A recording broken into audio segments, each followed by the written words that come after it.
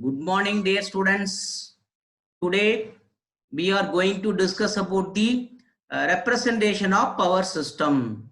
In the previous class, we have seen what are the power system components and what is power system. Power system is nothing but the electrical network which consists of power generation, transmission, and distribution. And there are so many components were present in the power system like alternator, transformer, transmission line, switchgear devices, circuit breakers, isolators, earthing switch, like that we have seen. Now, in this lecture, we will be discussing about how you represent the power system in a diagram. How we represent the power system in a diagram. So, representation of power system, a complete diagram of the power system representing all the three phases become too complicated. Yes, the power system is very biggest one. If you take it, the entire power system of India, it have the large number of power generating stations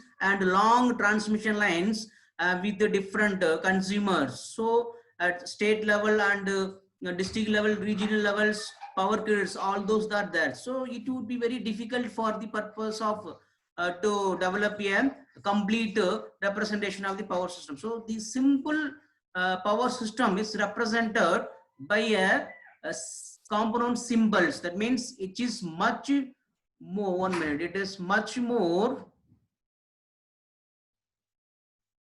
it is much more practical to represent a power system by means of symbols of each components, resulting in what is called a single line diagram. Yes, a single line diagram will be representing the power system generation, transmission, and distributions along with all components by the symbols. So each component will have symbols.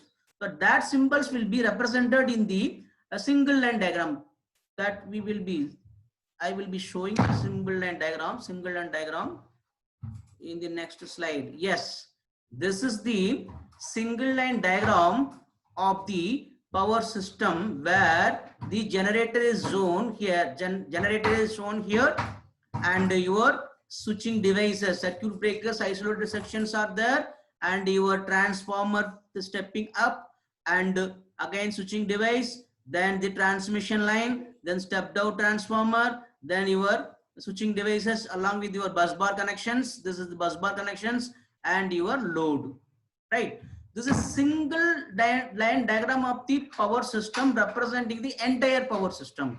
Entire power system in the sense generation, transmission, and distribution. That is distribution load. This load, transmission line, and your generator. And here you see this generator, which is also shown with a star connected grounding generator, a star connected grounding generator, and you have the transformer of step up with the star connector grounding on your secondary, and similarly this transmission line with it is impedance, and the in the receiving end your transformer, this primary is again star connected with ground and secondary delta connector. Similarly, here you can see transformer 1 sending in, you have primary delta connector, secondary star connector, this information, and you have your switching devices, bus bar, and this is your load motor.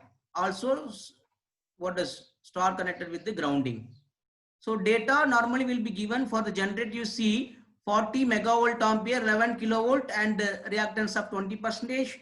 Motor 30 megavolt ampere, 11 kilovolt, and reactance of 30 ohms, 30% is given, right? Transformer 1 40 megavolt ampere, 11, the primary 11, secondary 220 volt kilovolt, and reactance 15%. Again transformer 2, this is 40 megavolt ampere, 220 kilovolt, and 11 kilovolt. That means you can see here primary 11, secondary 22, here's primary 222, secondary 11, like that, right? Stepping up, stepping down.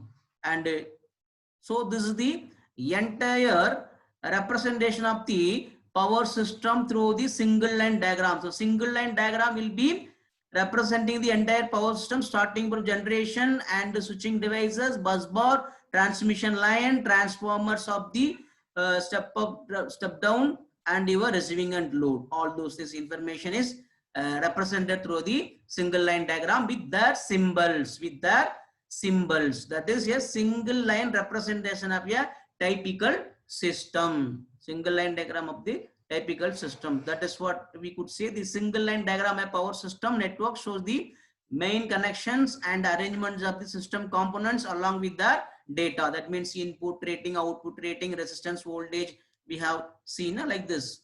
How much megavolt ampere, how much voltage, what is the reactant of the each components of the generator, motor, and the transmission line and transformers, right?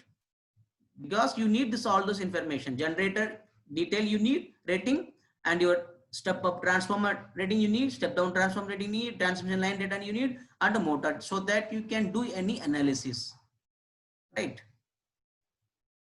And also we have to note that it is not necessary to show all the components of the power system in a single line diagram. For example, circuit breakers need not to be shown in a load flow studies. So you will be studying load flow studies in the power systems 2. This is the power system 1 where the elementary explanation will be there. In power systems 2, you will do load flow studies. The load flow studies, you will be no use of the circuit breakers. So circuit breakers information need not to be shown in the single line diagrams when you draw for the load flow studies.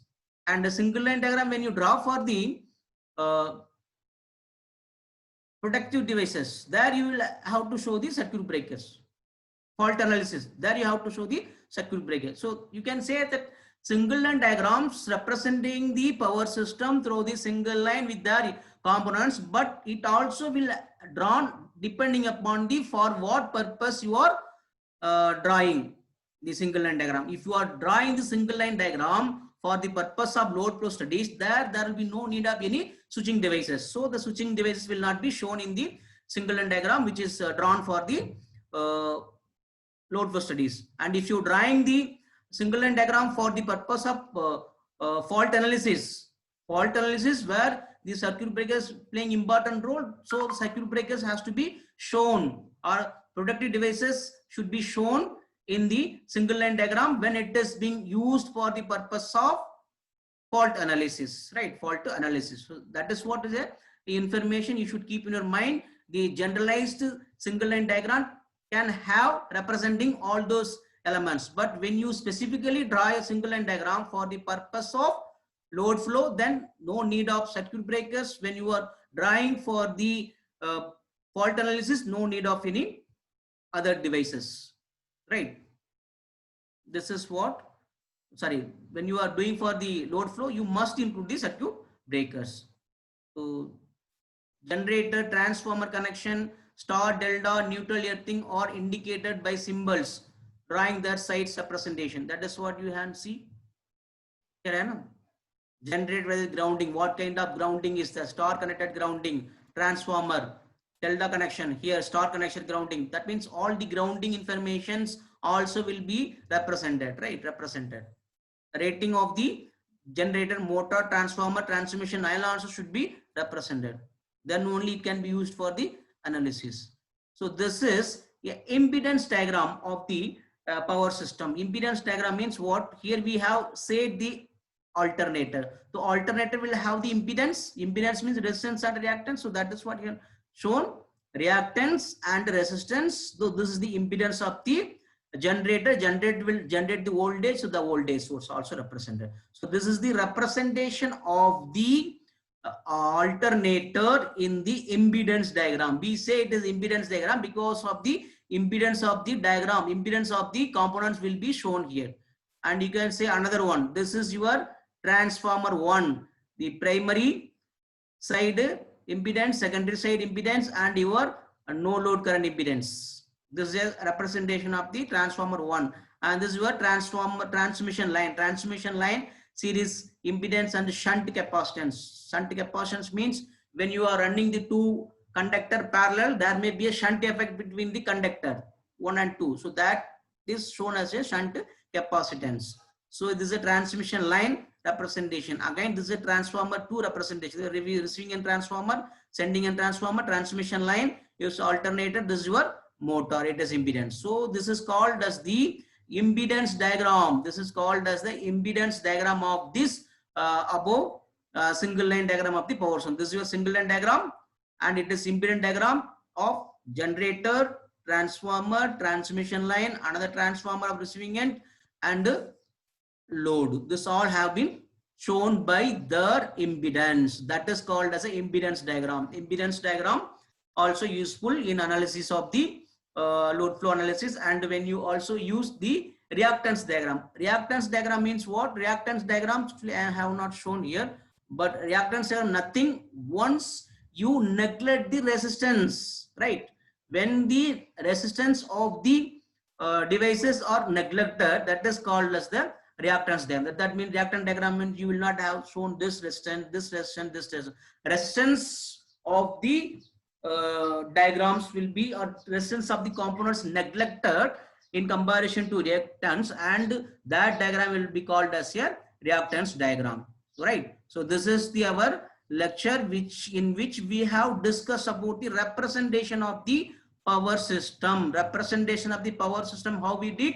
We have represent the power system components with the symbols through the single line diagram. And in the single line diagram, all the components will be represented by their symbols, and it is rating will be given. And a single line diagram can also be specifically drawn for this purpose. That means for load flow studies or transient studies, or for your stability studies, or for your protection device fault analysis. Depending upon that, you may have small variations on the single line diagrams components representation, right? As I have already told you, fault analysis, you should have the switching devices information. So for load flow studies, there is no need of any switching devices need to be shown, right? So I hope that you have clearly understood about the representation of the power system. Representation of the power system with the help of the single line diagram, where the components shown by their symbols with their ratings. So with this lecture, we complete this lecture, and in the next class, we will come with the another lecture. Thank you for listening this video.